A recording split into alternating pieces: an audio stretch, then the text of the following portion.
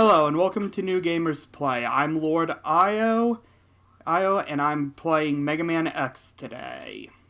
Venix is over dealing with the technical side of things to hopefully we don't have things mess up again. This is like the second or third time recording this, and it's looking like we may need to eventually replace a rather pricey microphone in order to keep doing recordings. So if you want to help out, we have a Patreon, and the link to that is down in the description. So I'm going to be starting the game now. So pretty much the backstory of for Mega Man X is that in the year 20XX, Dr. Light creates X, who is the first of the robots called Reploids, which are what all the robots in this game are. And the difference between them and a regular robot is that they can actually think for themselves and don't have to follow the three laws of robotics. He sealed X away to test ethics and morality, and an event known as the Cataclysm happened. No, we do not know what actually happened during the Cataclysm. We just know what it was called. Eventually, a scientist called Dr. Kane finds X's old lab, releases X from the capsule that he's in, and they design a bunch of new robots based on X's blueprints and designs. Eventually, some of these robots decide to go bad and are dubbed Mavericks. It's like X becomes part of a group whose sole job is to hunt down any Reploid that has gone Maverick and basically stop them from doing what they're trying to do. It's like this game actually picks up after the leader of the Maverick Hunters left them and showed back up as a Maverick. He's a character named Sigma. Didn't he appear in Capcom vs. Marvel Infinite? Yes, but so does X and Zero, who are both part of the Mega Man X franchise. And as you can see here, X can actually ride on the car, because I was not if you just kill the enemy that's on it, because I was not actually controlling X's movement at that point. So I'm actually almost up to the first boss now. I have to destroy like 4 or 5 of these cars, and then the first boss appears. And this is a Mega Man game where the first boss is actually kind of counterintuitive. Because normally when you're fighting a boss, you have to reduce its health to 0 before your health is reduced to 0. And as you see, this boss does not have a health bar. So how you actually beat him is you take enough damage, and he'll he'll start shooting little orbs that will capture X, and the story progresses. So I'm not gonna read what he says, but I'll leave it up on screen so people can pause and read it if they wish. If I remember correctly, most of the Mavericks in this game used to be part of the Maverick Hunters. And are siding with Sigma because he was their leader. But eventually you come to learn that there's actually a virus that's causing Reploids to go Maverick. And it's like, at least one other character in this franchise was created by Dr. Wily.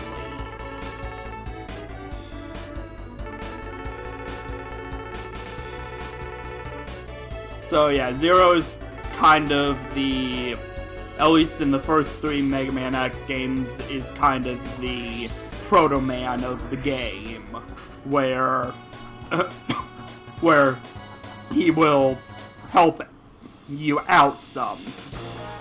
So here's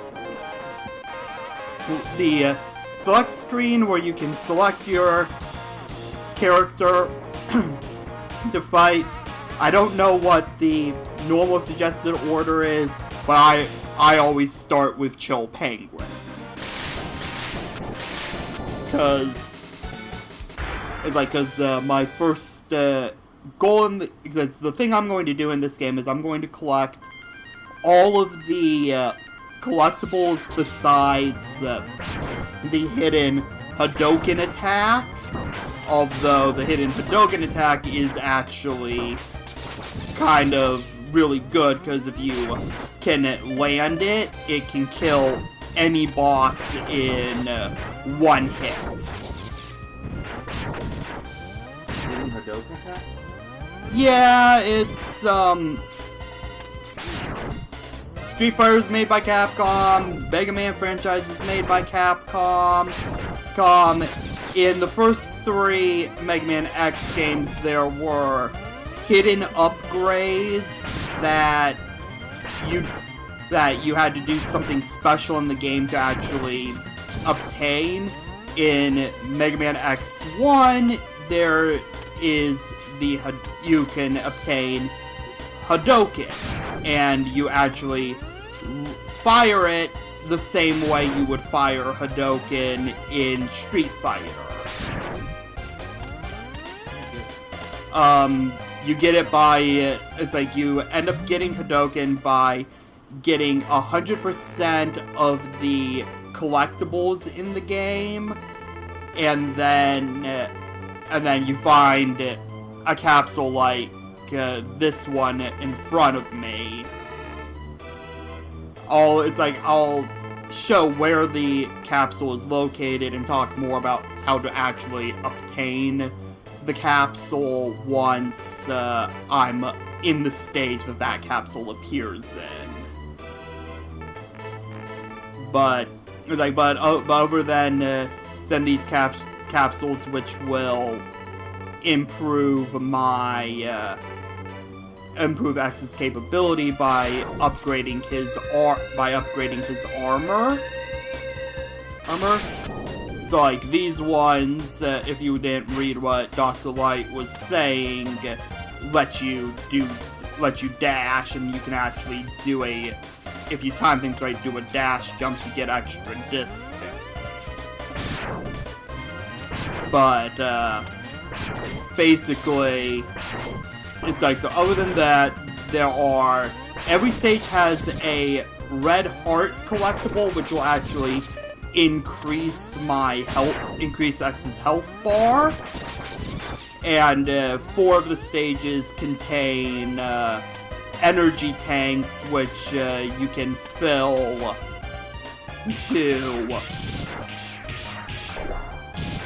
to act.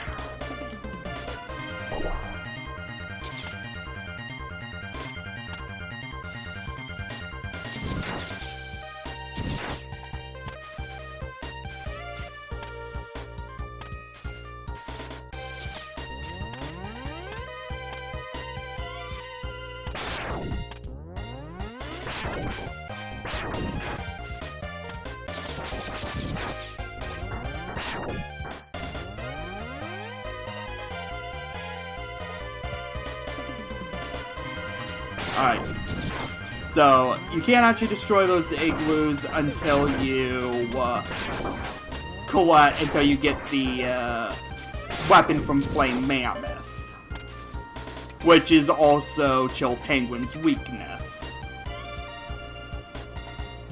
who I'm about to go fight.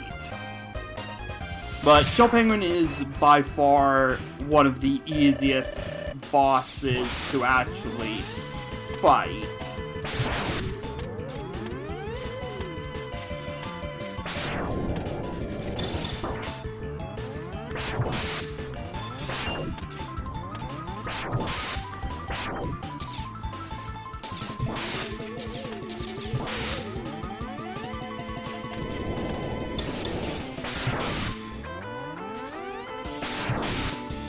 It's like, as you can see, because he has a fairly simple attack pattern.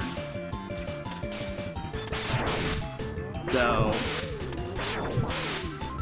one more hit and he'll be dead. You can actually destroy those ice sculptures that he makes, but wasn't worth trying to do at that point.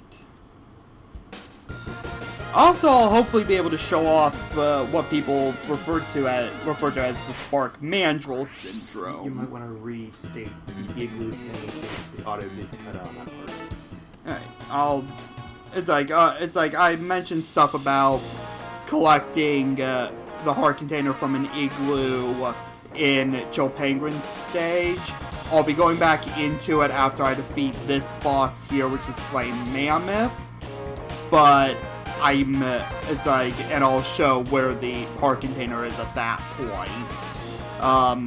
The next boss is like, now, the boss weak to Chill Penguin's weapon is Spark Mandrill, but Spark Mandrill's stage becomes a whole lot easier if you beat Storm Eagle, because at least 3 of the stages change from how they're originally set up to something different when other bosses are defeated first.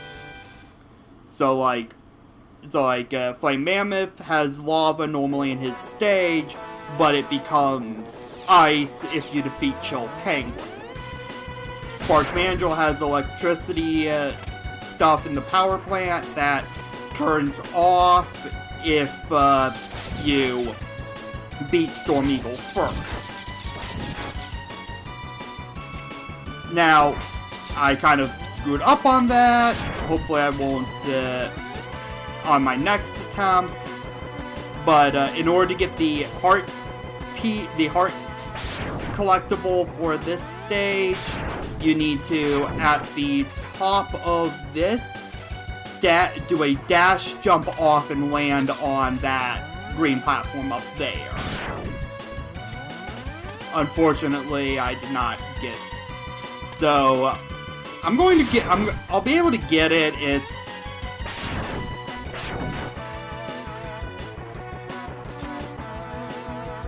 just being a little difficult. As I said, those heart items increase your health. This is one of the few stages that actually has all 3 of the upgrade types. An armor upgrade, a heart piece, and a sub-tank. So I've gotten the heart piece, and I'll be able to get the sub-tank next.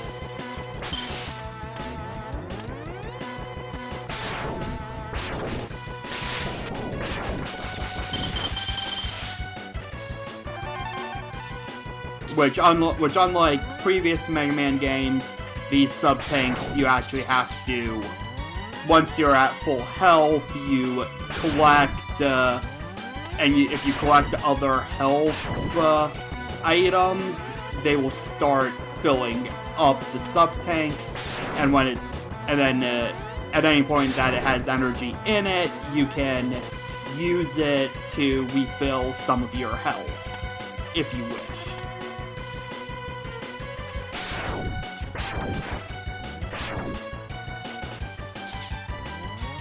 Yeah, this stage has a lot of moving platforms.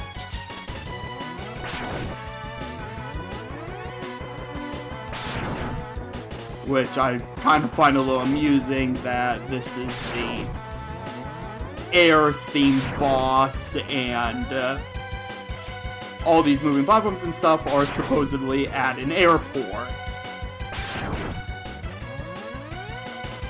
No point for originality. Yeah.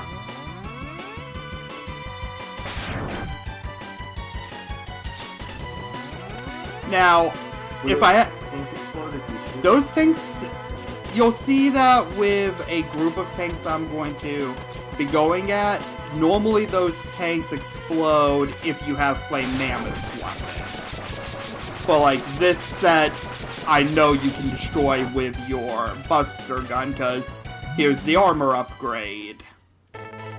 And this is the most useless armor upgrade in the game. Because it makes it so that you can break certain ceilings with your head. Thank you for watching. If you like this video, please upvote and hit the follow button down below. If you wish to support this channel, please go to our Patreon page, link in the description. Thank you.